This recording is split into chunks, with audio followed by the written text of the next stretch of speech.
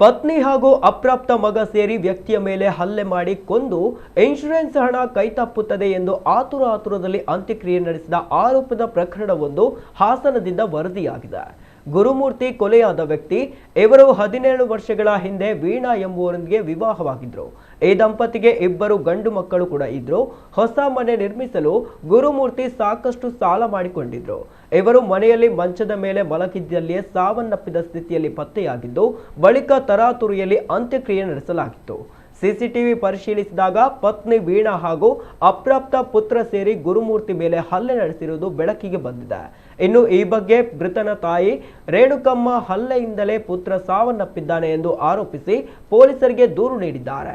ದೂರಿನನ್ವಯ ಪೊಲೀಸರು ಹೂತಿದ್ದ ಮೃತದೇಹವನ್ನು ಹೊರತೆಗೆದು ಮರಣೋತ್ತರ ಪರೀಕ್ಷೆ ನಡೆಸಿ ತನಿಖೆ ಮುಂದುವರಿಸಿದ್ದಾರೆ.